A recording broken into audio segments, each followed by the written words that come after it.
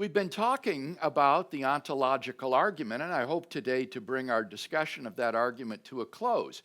The last time we saw that the crucial premise in the argument is the first one. If you grant that premise, then the rest of the argument just follows automatically. If it's possible that a maximally great being like God exists, then it follows necessarily that God does exist, and therefore God exists in the actual world.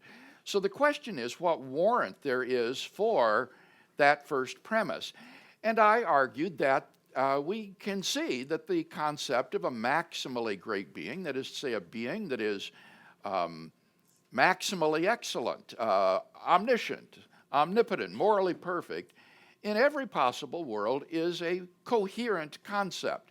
It's not like a square circle or a married bachelor. This is a coherent notion that could possibly be instantiated, and therefore we have a prima facie warrant for thinking that that first premise is true, that it's possible that a maximally great being exists.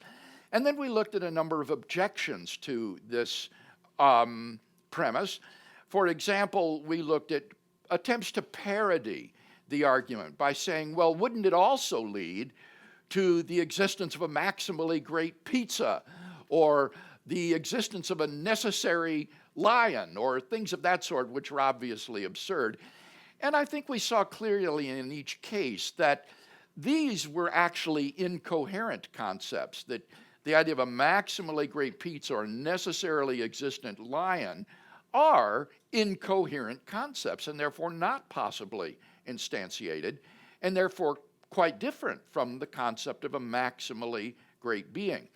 Finally, we closed by looking at the suggestion that maybe it's possible that a quasi-maximally great being exists, a being who is very, very great, perhaps omnipotent and morally perfect, but maybe limited cognitively. Maybe he doesn't know future contingents like the God of open theism. So he's only quasi-maximally excellent, not maximally excellent in every world. And what I suggested there was that if a maximally great being exists or is possible, then it's impossible that there be a quasi-maximally great being, because as an omnipotent being, a maximally great being would have to have the ability to annihilate or create anything other than himself, including a so-called quasi-maximally great being. So if it's possible that maximal greatness is instantiated, it follows that it's impossible that there be a quasi-maximally great being, because such a being would be independent of the maximally great being, and that's impossible since he's omnipotent. And since our intuitions about the possible existence of a quasi-maximally great being are parasitic or depend upon our intuitions about the possibility of a maximally great being, it's plausible that we should think that it is possible that a maximally great being exists, but it's not really possible that there be a merely quasi-maximally great being. Now, I promised that before we moved on, I would give the opportunity for any questions or discussion about what we've talked about so far. So let me ask if there are any questions that you would like to pose at this time. Yeah, so whenever I talk to a lot of people about the ontological argument lately, one of the things I keep hearing from them is they'll say, well, the whole idea even of what makes a maximally great being, great-making properties, is just subjective. Like, how do you really know that it has to be omnipotent? What if I say a maximally great being is of, I don't know, some kind of, insert some other property here that isn't omnipotent, omniscience, and omnibenevolence. Yeah. I don't find that a persuasive objection, Cody. I think it's obvious that a being is greater if it has omnipotence than if it's weak and limited in its power. It's greater if the being is morally perfect than if it's morally defective in some ways. And similarly, it's greater if it knows everything, is all-knowing, than if it's limited in its knowledge and only knows some things. So I'm persuaded that people who take that route are just sort of looking for an escape route from the argument rather than honestly appraising whether or not it is greater to be omnipotent than limited in power, whether it's greater to be all-knowing rather than limited in your knowledge, whether it's better to be morally perfect than morally defective. I think those are clearly great-making properties. By contrast, in the debate I had at the University of Cambridge, someone suggested from the floor that, well, maybe this would lead to the existence of a greatest, smelliest being. And as my colleague Peter Williams pointed out, clearly being smelly is not a great-making property in the way that these others are. So I don't think this is at all subjective. But never mind that. Suppose it were. Still, that really doesn't matter. Anybody is free to propose what he takes to be the qualities of this being and then ask, is this a coherent notion? And if it is coherent, then it's possible, and therefore it exists. So really, I don't think that the identification of these properties lies at the heart of the issue, because you can just stipulate the properties that you want to go to make up maximal greatness and then ask, is this a coherent idea? And if it is, then the argument follows. And the other thing I was going to ask about is there's also, okay, so it starts with it's possible God exists, and then from there you get the rest of the argument. Well, then there's this other objection. I guess it relates maybe to the quasi-maximal being objection, but I think Peter Van Inwagen calls this the correct atheist argument. So let's say if you substitute it is possible God does not exist, and then you get the argument from there.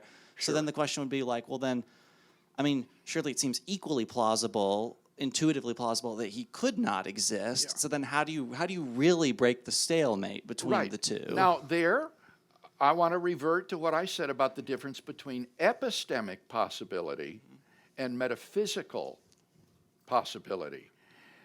Certainly you can say, well, it's possible epistemically that God does not exist. For all we know, God does exist or doesn't exist. That's agnosticism, right? But that sort of epistemic possibility goes no distance toward showing that God's non-existence is metaphysically possible. If the notion of a maximally great being is coherent, then the idea that this being does not exist is incoherent. It's impossible. So think again about Goldbach's conjecture. If it's true, it's necessarily true. Only epistemically can we say, well, it's possible that it's true, it's possible that it's false. If it's true, then it's impossible that it be false. And I would say similarly, it is impossible metaphysically that God not exist.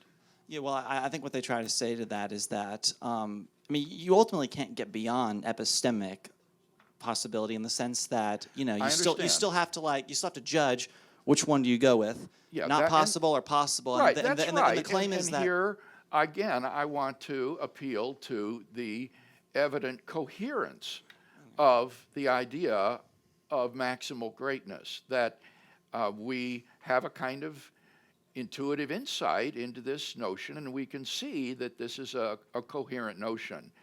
And so, while this isn't a knockdown argument, obviously it gives us, as I say, some prima facie or face value warrant for thinking that this is possible. Yes, Kevin? Cody, you get one question, dude. I'm going to see you after class. We're going to have a little talk. See, the problem is he was in this Molinism class, and there the discussions went on endlessly. Go ahead. I'm just kidding. So a friend of mine at Georgia Tech, we're talking about this argument, and he was having difficulty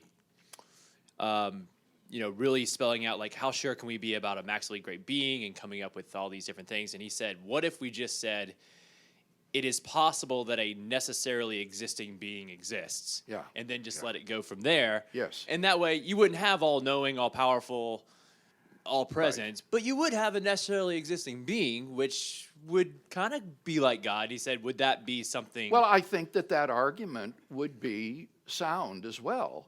Unfortunately, it doesn't tell you a whole lot about the nature of the necessarily existent being. Could it be matter, for example? Well, as Aristotle thought, though for Aristotle it was merely temporally necessary that matter exist. He didn't have the idea that it was logically necessary. So you would still then need to know something about the nature of this being. But you're right, that would be a step in the direction of theism to say contingent reality is not all there is. There's some necessarily existing reality. Craig, Hi.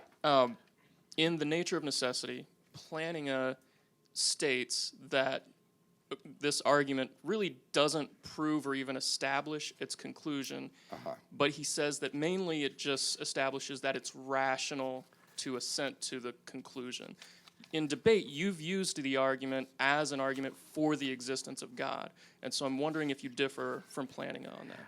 I addressed that in our previous lesson and pointed out that in The Nature of Necessity, Planninga set the bar for success in natural theology far too high, and he later retracted that statement. Here's what he later said, and I'll quote this again. I employed a traditional but wholly improper standard. I took it that these arguments are successful only if they start from propositions that compel assent from every honest and intelligent person and proceed majestically to their conclusion by way of forms of argument that can be rejected only on pain of insincerity or irrationality. Naturally enough, I joined the contemporary chorus in holding that none of the traditional arguments was successful. I failed to notice that no philosophical arguments of any consequence meet that standard. Hence, the fact that theistic arguments do not is of less significance than I thought. And then he went on also to say, the ontological argument provides as good grounds for the existence of God as does any serious philosophical argument for any important philosophical conclusion. So that is quite a ringing endorsement of the argument on Planninga's part, and if you're interested in those references, I can give them to you after class. Yes, Dr. Craig. yes, Bobby. Hey there. So last time you mentioned kind of towards the end of class these analogies that people throw out, like a maximally great island or pizza or bird. And I guess I was left wanting. Can we not more forcefully and emphatically just reject these analogies by way of saying the second someone posits a physical analogy like an island or a bird or pizza, Yes. it's immediately not a good analogy. It's a horrible analogy because it's dependent upon space-time. It's Yeah. It's a horrible I analogy. think you're right, Bobby. Any physical analogy can It's be trash. immediately rejected because, for example, as I said, it's possible that the universe exists as a space-time singularity Right. and nothing else, Exactly. in which case there couldn't be something like a bird, a lion, a pizza, or anything. So absolutely, I think these physical analogies are really very unscientific And of course and they- can be immediately ruled out. They try to squirm out of it by saying, "Well, I'm talking about a non-physical island," or well, then it's Yes. not. It's Yes, not an that's island right. at that And point. then you see that's so perceptive, Bobby. not You're right. absolutely right. And then you have incoherence. Because what is a non-physical island? This happened in my debate with Louis Wolpert in Yes, London, exactly. where he says, well, maybe it was a computer that made the universe. And I said, well, that's impossible. A computer is a spatiotemporal object that is material. And he says, oh, well, I'm talking about an immaterial computer beyond space and time. And I said, well, that's just another name for God. So, you're right, you've got to have coherent concepts if you're going to oppose these to God. All right, there was a question back here, Steve, on the left side of the room. Sorry, pure neophyte over here as far as this area is concerned. So just a question. It seems to fall down between 2 and 3 in this particular argument as far as I can see. If it says over here that a maximally great being exists in some possible world, all right? But it doesn't, because it may exist in some possible world, doesn't mean that that particular world actually would exist. Right, that's correct. Right, okay. This And could then be if a you- non-actual possible world. Yes, okay, so then if you move on to 3, if it exists in some possible world, then it exists in every possible world. So if that possible world didn't exist, Yes. all right, then it wouldn't exist in every possible world. Well, Is the that- reason that 3 follows is because the definition of maximal greatness is maximally excellent in every possible world. Okay, but if So- the possible world doesn't exist, then that breaks it essentially breaks the possibility of... No, because all you're saying there is, when you say it exists in a possible world, Right. all you're saying is possibly a maximally great being exists. Yes, To say it exists in a possible world is just a heuristic device, an illustration of saying possibly a maximally great being exists. So the idea that is that if it's possible that a necessary being exists, yes. then it exists necessarily in every possible world, because that's what Because that's the what definition is. Yeah, right, yeah. It just follows from the definition of maximal greatness that if it's possible, then it exists in every world. I see what you're saying. Okay, all right, yeah. Okay? Okay, thank you. Yes. Eric? I guess maybe I'm just not particularly sold on the definition of God as a maximally great being. Maybe this is because I'm a physicist and not a philosopher, but the term seems a bit fuzzy to me. Because it would seem to me that, say, a Calvinist could say, well, our version of God isn't maximally great because he has sovereignty but doesn't exert it. Or a Muslim could say, our version of God isn't maximally great because he's not transcendent, completely above humanity the way Allah would be. So it seems to me that there is this fuzziness in this definition, but maybe there's just... Well, I think what you're saying, Eric, is that the concept of maximal greatness that Planninga lays out is incomplete. And that's true. But Muslims, Calvinists, Arminians would all agree that the idea of God is a being which is omniscient, omnipotent, and morally perfect.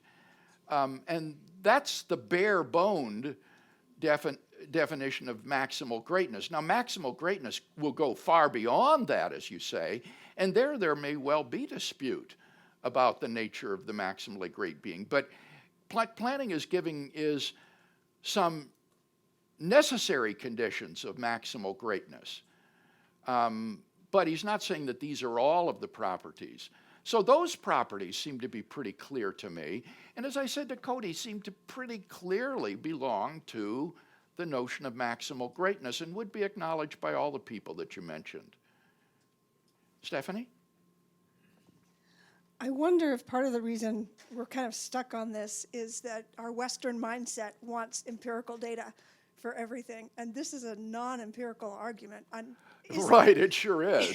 So I wonder if this argument is more acceptable by people with an Eastern mindset, where You know, scientific data is not quite as... Yeah, I wouldn't know. I mean, I don't have enough experience in the Orient to be able to answer that question. Certainly, in Oriental religions like Hinduism, Buddhism, Taoism, you do have the idea of an absolute reality, which is, I think, metaphysically necessary. I wonder, though, if this argument for God would work better for people who are already thinking in that terms as opposed to the Western enlightenment Well, I thought. think the difficulty is, I mean, here we're just talking sociology, right? I think the difficulty for the Eastern mind would be, while it resonates with the idea of metaphysically necessary existence, it tends to view that existence as impersonal. And so would be reluctant to say that this absolute reality is omniscient or morally perfect, because those are attributes of a person, and they don't want the metaphysical absolute to be personal.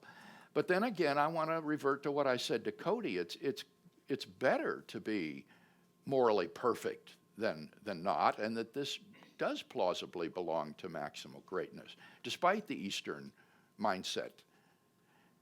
But you're certainly right in saying that this argument will be more appealing to people who think in abstract ways, mathematicians, philosophers, maybe engineers, information technologists, as opposed to people who grub around in physical science. No, yes, Eric. Yes, Steve. I think the argument stands whether you can know the attributes or not. The argument still stands. But take omniscience and Molinism. To me, omniscience means he knows all that is known, but he has reserved free will for himself, so he does not predestine everything. He's with us in time. Therefore, it goes against Molinism, but I think that's a superior maximal being. Yeah, we're not doing theology here. We're not trying to talk about the difference between Calvinism and Molinism or anything of that sort. We're working with a very bare-boned concept. Yes, Bob. Right. Now, even though it's not compatible with my theistic beliefs, let's stipulate that worlds outside this actual world exist, okay? Because we've been over that and we have a disagreement about that. Let's stipulate they exist. Let's also stipulate that we've gotten an atheist to accept premise one, saying that it's possible for a maximally great being to exist. I would find that remarkable and somewhat surprising, but that's fine. So now let's go down to number three, which I consider the most objectionable aspect of this whole argument. In fact, and it is, if a maximally great being exists in some possible world, then it exists in every possible world.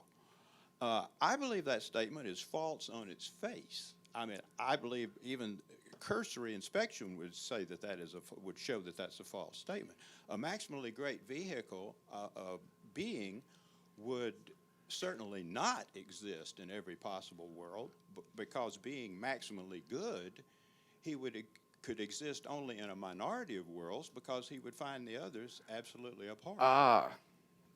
All right. Let me just ask you a question first. Last week, or last time, I commented on how, on your view, that there is only one logically possible world. You should love the ontological argument, because if it's possible that God exists, then he does exist, because there's only one possible world.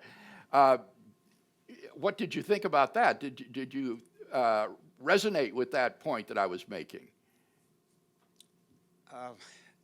I must admit, I didn't take it to heart. A little louder, Bob.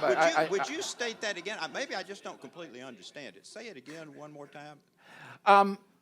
Remember I said that the challenge of the ontological argument is that if there is a plurality of possible worlds, and it's possible that God exists in one, it's possible that God exists, so God exists in one possible world. The challenge is, how do you show that he exists in the actual world? Let's let that be W0. That's the actual world. How do you get from God's existence in W3 to God's existence in W0? That's the challenge of the ontological argument. But if you say that there are no other logically possible worlds, that there's only one possible world, the actual world, then it follows immediately that if God is possible, then God actually exists, because this is the only possible world. So that was why I was saying you ought to love this argument. Well, let's extend that a little further. Let's say if any world at all exists, then God exists. Because as I say, I'm a theist. Okay. And I don't believe it's possible for any world to exist unless God created it. That's why I'm saying that we speak about worlds with orange skies and all this kind of stuff. Those worlds were possible up to the moment of creation, but God obviously rejected them. Therefore, they're forever impossible. Okay, good. Thank you. Let me now respond to the question that you raised, which I think is a very important question. What Bob points out is that it seems intuitively that there could be worlds that are possible in which God doesn't exist. Why? Well, let's imagine a world in which the highest form of life is rabbits, which exist in a state of disease and unremitting misery. That seems intuitively possible. But I think Bob would argue, and I would agree, such a world is incompatible with the existence of God, because God is too good to allow there to be a universe in which there's nothing but rabbits in a state of unremitting misery. So you can draw two conclusions from this. You could say, aha, I guess that shows that there are logically possible worlds in which God does not exist, which is what you suggested, or in which case God is not maximally great. Or you can say, and this is what I would say, Bob, is such worlds are not, in fact, really possible. They are actually impossible because they are inconsistent with the existence of God, as you quite rightly point out. And so what this means is that given Anselm's view of God, there will be worlds that are not really possible after all. Though at face value, if you don't think about God, if you put God aside, it would seem like there could be a world like that. It will mean that the existence of God will sort of scramble your modal intuitions and show that some things are not really possible after all. Another example would be, say, a world in which everybody goes to hell and nobody is saved. Surely such a world would be incompatible with God's existence, and therefore he wouldn't create it. But such a world, I would say, is impossible, therefore, and it cannot exist. It's not really a possible world. I would say that this concept of other possible worlds would be much more acceptable to atheists because they have no clear idea of where the world came from. You know, a lot of times they'll just put that off. So sure, anything's possible. But to a theist, the only way a world can exist is if there's a God to make it. Okay? Yes, and there you're reverting back to the cosmological argument, which I endorse and have defended. So I agree with you on that.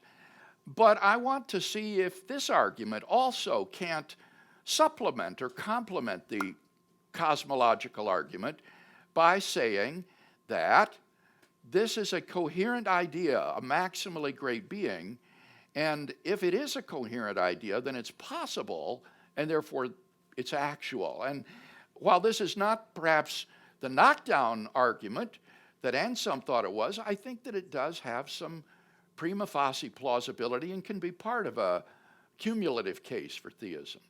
Well, your reputation is well established, and who am I to give you advice? No, I appreciate your interaction, and that was a very good question. I would suggest that this one would be kind of at the bottom of the stack. Okay, fair enough. Yeah, actually, as you'll see when I finally get to our conclusion, I'll say something almost like that. But okay, who else wants to have a question? Dr. Craig. Yes, okay. Garrett. If people are getting caught up on the the idea of maximal greatness, what about Anselm's idea that something existing only in the understanding alone is not as great as something that exists actually in the world? And why can't we use that as... Okay, now, if I understood you correctly, you were asking, what about Anselm's argument that something exists in the mind only is not as great as something that exists in the mind and in the world as well? Right. In his example as a painter... And therefore, right. God's existence is real in the world. Planninga discusses that version of the argument, and I think ultimately it doesn't go through. You still need this crucial premise that it is possible for something like God to be not only conceived in the mind, but to exist in reality. That's the crucial insight that Leibniz had, is that Anselm's argument assumes that it is possible for such a thing to be real, to exist not only in the mind, but in reality. And that's why, again, the first premise of the argument is, I think, the crucial one.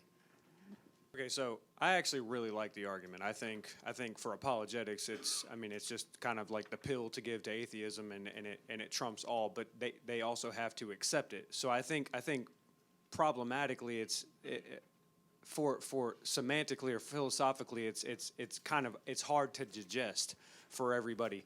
The problems that I'm running into is how to kind of like articulate answers for like Kant's response to it, saying that existence can't be a property, or Right. Geach's saying that you can't quantify identity by words. Yes. And so I think if you keep it on a philosophical level and you can answer at a philosophical level and you don't get into the cosmological and stuff like that, that's where like I said at the beginning, I'm having trouble keeping it when I discuss this argument at a philosophical level. Everybody wants to run into something physical or non-metaphysical or whatever, and it's hard to keep their brains on something philosophical. Yes, it is. It does require the ability to do abstract reasoning or philosophical reasoning.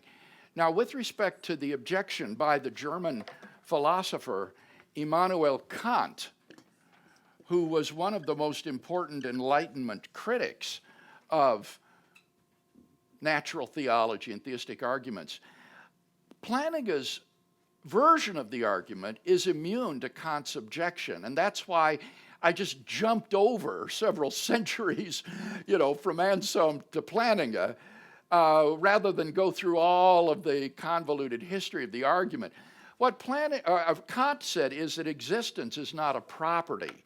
If I have a concept in my mind of $100, it's not that $100 in reality has some additional property, namely existence, that the $100 in my mind doesn't. They're exactly conceived the same as to what it is. It's just that the one is real, instantiated in reality, and the other one isn't. But you can argue about that. I mean, some people say, well, yes, existence is property. The real $100 has the property of existence, and the imaginary one doesn't. You could argue about that, but you can just circumvent the whole issue, because with Planninga's argument doesn't assume that existence is a property. What it says is that necessity is a property. And I think there it is pretty widely agreed that there is a distinction between something's being contingent and something's being necessary. So even if existence itself isn't a property, contingent existence or necessary existence is a property. And what Planninga's argument says is that a maximally great being is one that has maximal excellence necessarily in every possible world. And so he just circumvents Kant's objection. I didn't expect to have questions about Kant in our defenders class. This group is getting more and more sophisticated all the time. Yes, okay.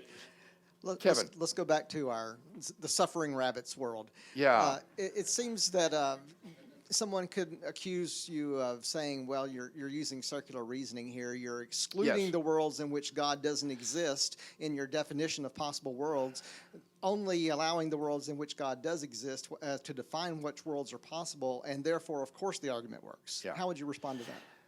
I think that's a powerful objection. That's a little bit similar to the objection about quasi-maximal greatness. In other words, I can see that the idea of a world in which the highest life form is rabbits in unremitting misery is possible, but that's incompatible with the existence of God, so it's possible that God not exist. And I guess what I would say is that any intuitions that you have that such a world is possible are parasitic or depend upon the assumption that maximal greatness is impossible, because it admits it's impossible to reconcile with maximal greatness. So it just pushes it back to that question again: is maximal greatness possible or impossible? And all you've done is just shown a scenario that's incompatible with maximal greatness, but you haven't shown that maximal greatness is impossible and that therefore this world is really possible. That's what I would say. Yes, Carlos? I'm wondering if the distinctions between possible worlds and conceivable worlds can make the issue about world with suffering rabbits helpful in that it is Yes. conceivable that God could exist in such worlds, but it's not possible that Yes, such worlds. this is a helpful point that Carlos is making, though I want to put conceivability on the side of metaphysical possibility. What I would contrast with metaphysical possibility or conceivability is imaginability. I can imagine a world in which the highest life form is rabbits in unremitting pain, but that doesn't show that a world like that is really possible. Similarly, you can imagine that Goldbach's conjecture is false, right? That's easy to do.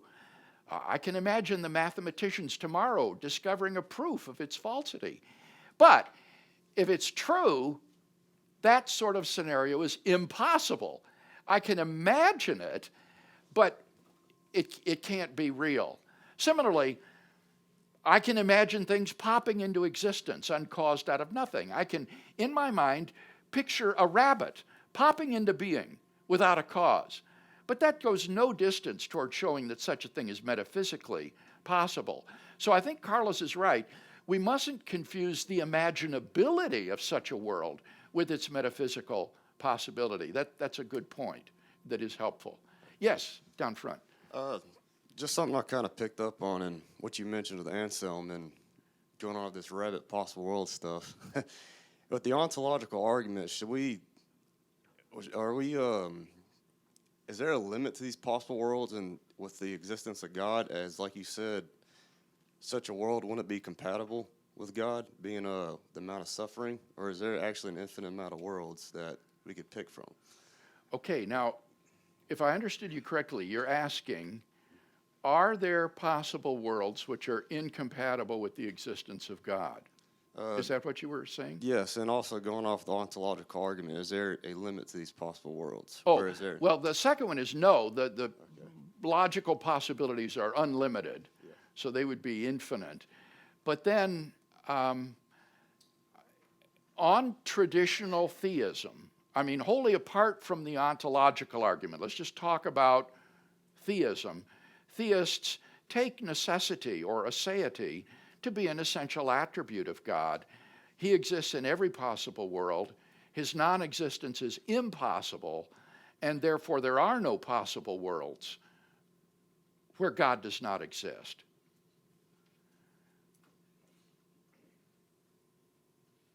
All right, I think we've got time for one or two more questions before we close. Yes, Brad.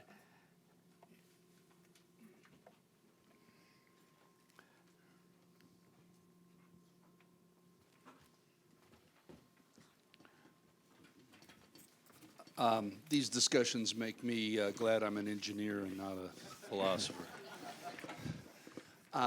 So accuse me of being metaphysical, but that's okay, I think.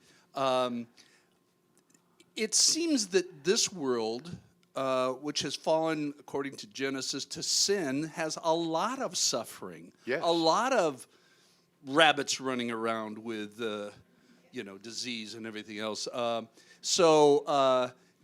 Because there, and we're promised a world where there isn't sin and Right. it's perfect, when we look at this world, we go, wait a minute, if God is all great, why do we have suffering?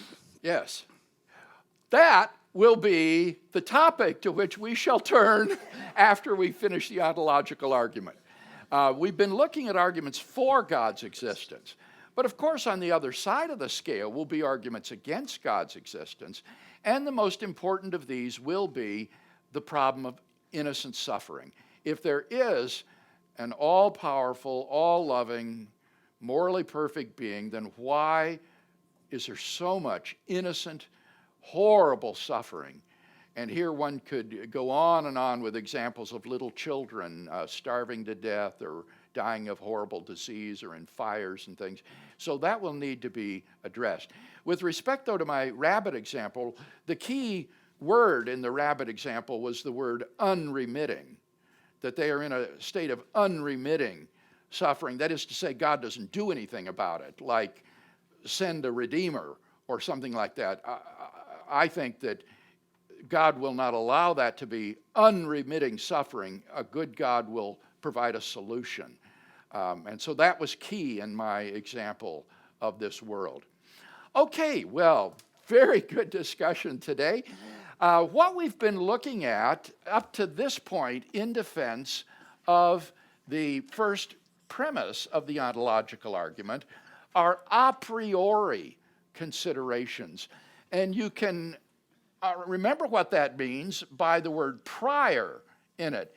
It is prior to any experience you have of the world. So as Stephanie was saying, this is an argument that doesn't appeal to empirical facts. It's an a priori justification for premise one. But what Planninga suggests is that there could also be some a posteriori reasons for thinking that premise one is true. And notice there we have the word posterior. Posterior means after experience. So maybe in addition to any a priori grounds we have for affirming premise one, there might be some considerations from experience, a posteriori arguments that would support premise one as well. And that would put a very different face on the ontological argument. So that's what we'll look at next time, are some of these a posteriori considerations in support of the key premise. So let's bow for a benediction as we close. And now may God, who is the foundation of all being and of our own existence, establish you in every good work and word during the coming week, to the glory of Jesus Christ our Lord. Amen.